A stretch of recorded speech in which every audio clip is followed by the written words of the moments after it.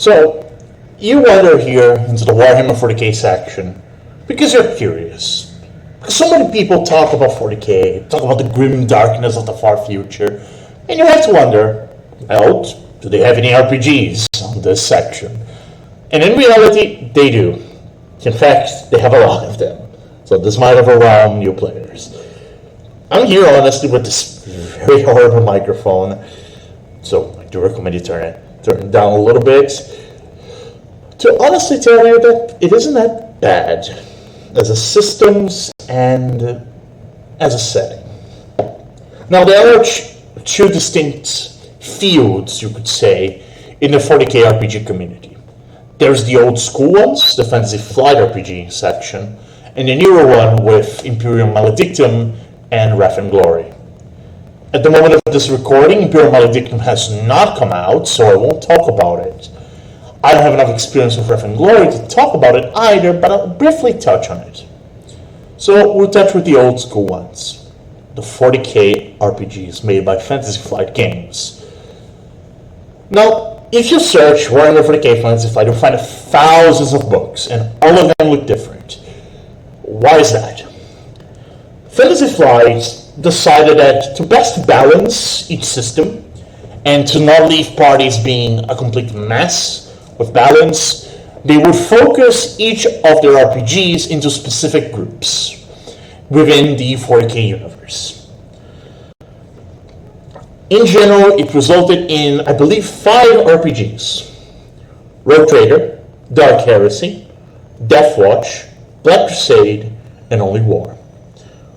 I'll cover each of them briefly here, but you should know that they all use the same rule system. There is a difference between first and second edition, but it isn't as big of a difference as Advanced Dungeons and Dragons and D&D 3.5. You won't have to learn completely different things for each system. Reality is that most changes are simplifications and clarifications of rules. So for example, in first edition you would have as skills swimming, climbing, and running. In second edition, all of that became athletics. So simplification of a few things. So let's start with the first one, which is Rogue Trader, and you might have heard of it as a video game, depending on the time you're watching, listening to this short recording, short, quote unquote, being not the word I would use it for it. And that is true. Allcat Games, creators of Pathfinder, Wrath of the Righteous, and Kingmaker are making an adaptation of Rogue Trader using the same system. Now, what is the system that I'm talking about here? I'm rambling. It's a D100 system.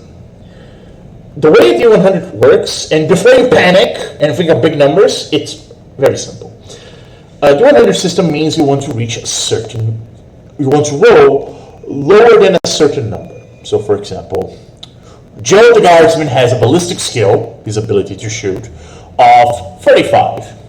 He gets a few bonuses for aiming and being in a preferred range for his lasgun, his rifle, and he has a total of 50.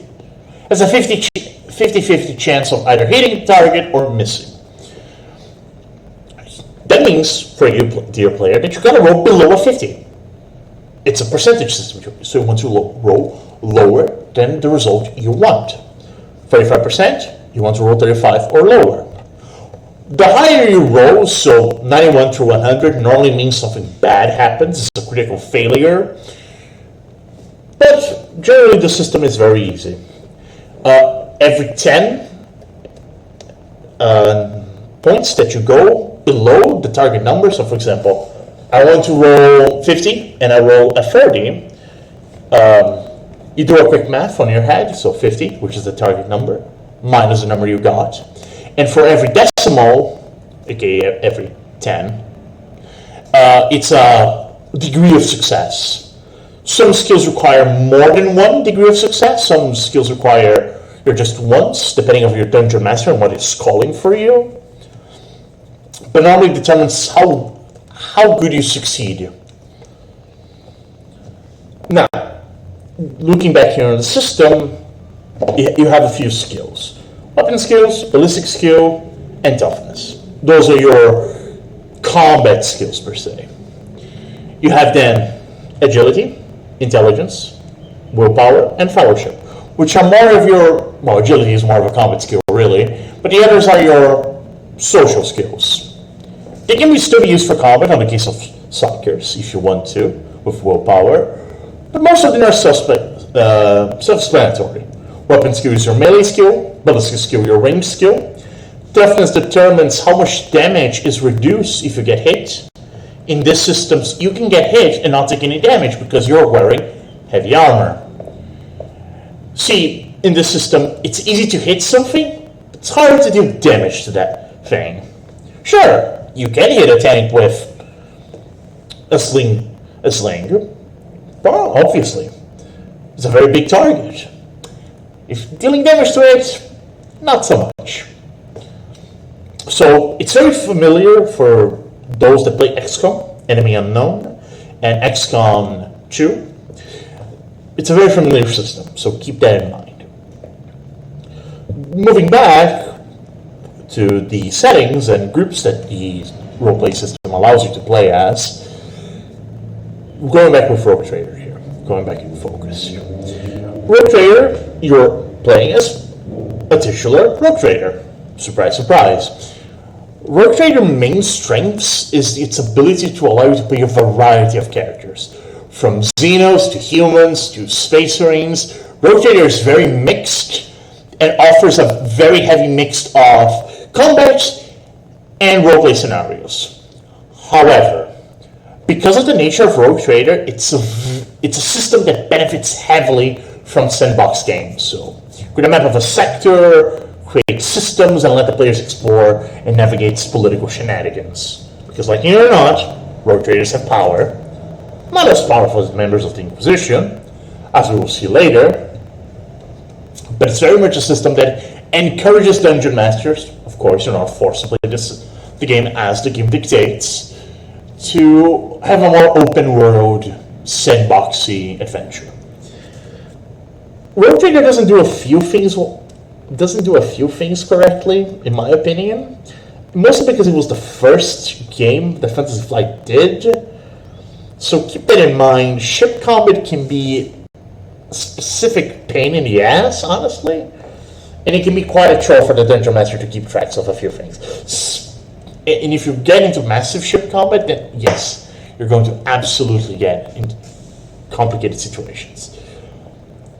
But other than that, it's a wonderful system. It's very fun. Just keep in mind, it encourages your players to be more, oh, I want to go and explore this location now. So keep that in mind. Be prepared to deal with that. Now, moving on, we go to the most popular of these systems. Honestly, the one you'll find most games being played and being talked about, which is Dark Heresy. Dark Heresy, you're playing as the acolytes of the titular Inquisition. And nobody expects you, and you're here to find the heretics before they do some shenaninery. Honestly, Dark Heresy plays very similar to investigation games, so if you're familiar with Call of Cthulhu, this is probably a game you'll feel very at home. Again, using the same systems as Rogue Trader. Dark Heresy is a human-only game, of course, but it offers a variety of situations. It's more RP-focused than combat, albeit that isn't necessarily a rule, but it's a game that your players have to have certain... You have to be player smart, I want to say. You have to have a certain ability to investigate, to search for clues. And if you don't do it correctly, or if you leave it too vague, they can go to bad conclusions. I recommend a video, I'll post the link below, about how to run mystery games, and it will benefit you greatly in your Dark Heresy games. Very fun system. It has a sense of urgency that you gotta hammer into your players, because if they don't act with urgency, if they go around and mess about, the heretics will probably achieve their goals and summon or call something horrible that now you have to deal with. That thing will probably kill you.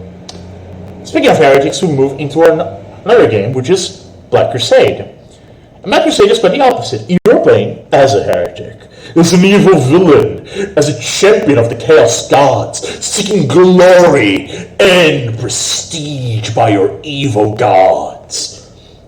Dark Heresy is also a game that allows for mixed parties of not Xenos, but humans and Space Marines.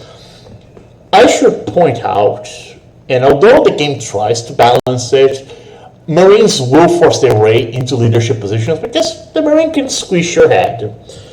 They aren't immortal. I should probably point out things will kill you. Again, it's the rule of, sure, you are an immortal being, but a meltagun still will hurt you. A lot. So keep that in mind. But Space Marines will try to force their way into leadership positions, and as a dungeon master, or a game master, it might not be a bad idea to restrict the game to either Space Marines only, or for heretics only, as in human heretics.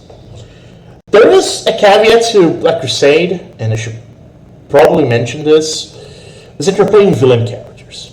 And these characters don't have empathy. They really dare to sacrifice people, to spill the blood of the innocent, and to do horrible, horrible things. So, both for players and dungeon masters, Session 0 with the system is extremely important because of its themes. Trigger warnings, also important. Ask your players if they're okay with something. Don't be afraid to do this. And if your room is a surprise, you have to change something, do change it. Your players' fun and ability to feel comfortable in your table comes first and foremost. I lost count of the times that players have done something that felt awkward and that left the table in a sour state after. So keep that in mind. It's a fun system, it's a fun game, but either do it with people you trust or set boundaries. Set a lot of boundaries. Now, these two last games I'm going to touch are the more combat-heavy games. So keep this in mind. They're better, in my personal opinion, better for one-shots than long-term campaigns. Though one can be used for long-term campaigns, the other one not so much. And these are Deathwatch and Only War. We'll touch Only War later. Let's focus on Deathwatch. Deathwatch, you're playing as titular Space Marines. Warriors of mankind created by the God Emperor of mankind to protect his Imperium against any threat. Honestly, Deathwatch is probably the most fun of those games because it's so easy to break it. You can have Space Marines throwing tanks at enemy fortifications if they're strong enough. It's very easy to break, and it's very familiar to 3.5 players with busted builds. Those are fun, and it's specifically because you can throw a lot of nasties into Space Marines. They're strong, they have more abilities, higher stats, so you can throw heavier enemies into them. The issue with Deathwatch specifically is that, again, it's very easy to break it, it's very easy to break the balance. While it's fun, I always think it's better off as a one-shot situation, mostly because Marines get sent if, say, Dark Heresy characters fail their mission and a demon is summoned. The Inquisition will probably send members of the Deathwatch to try and fix the issue, which is extremely common, to be honest. So, a Deathwatch party might be dealing with high-end enemies that your Dark Crusade or Dark Heresy or Black Crusade party has created or failed to stop the creation of. So keep that in mind. Very fun, very combat-heavy. There can be a little bit of roleplay, but it requires you to know previous lore and how certain chapters behave with one another and how they roleplay within themselves.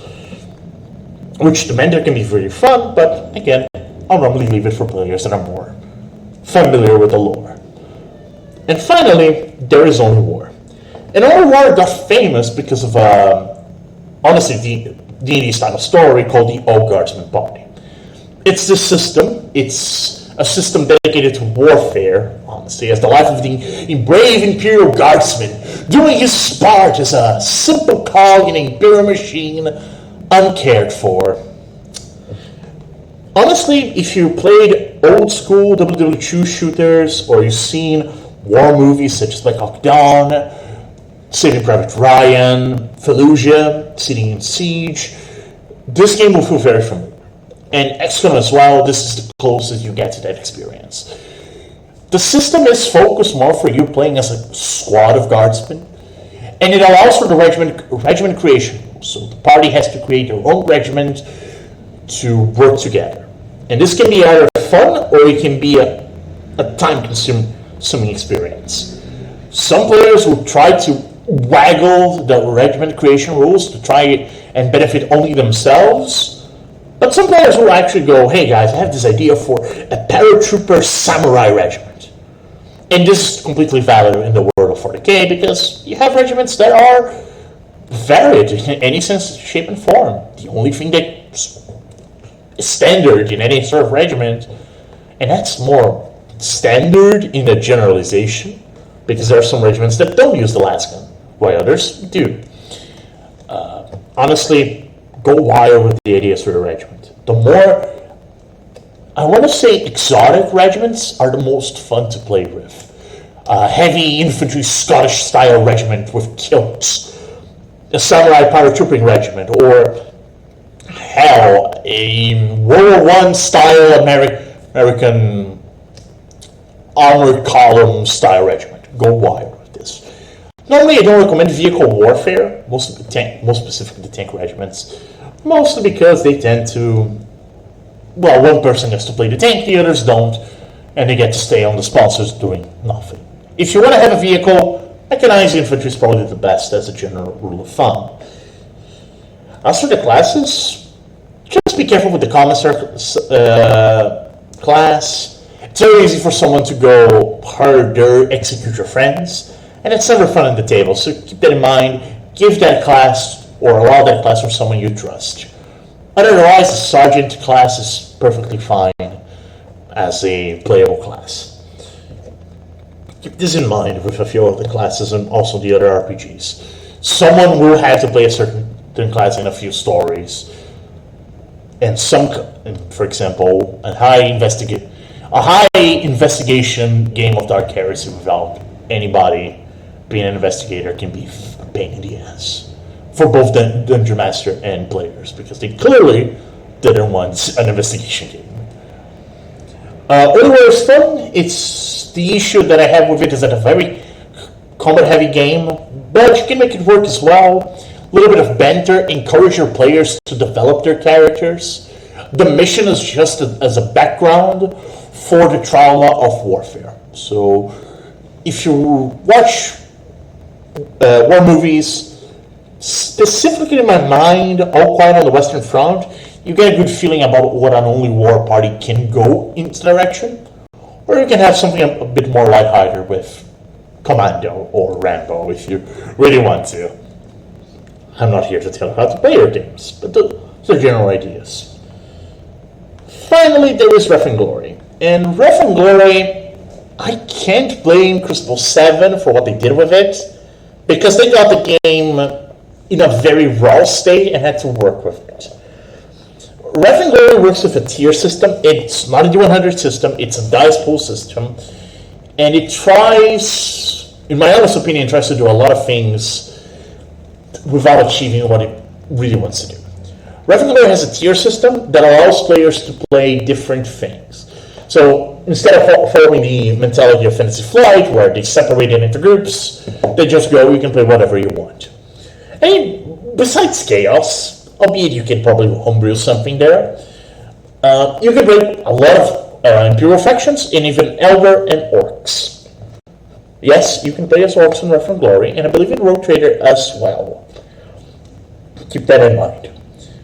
Wrath and Glory uses a dice pool system, so D6s. It's really about successes and failures, and very similar a little bit to the Word of Darkness system, as in you have certain amounts of points in a certain skill, and that's the number of dice you roll, and the difficulty determines how many of a certain number you want.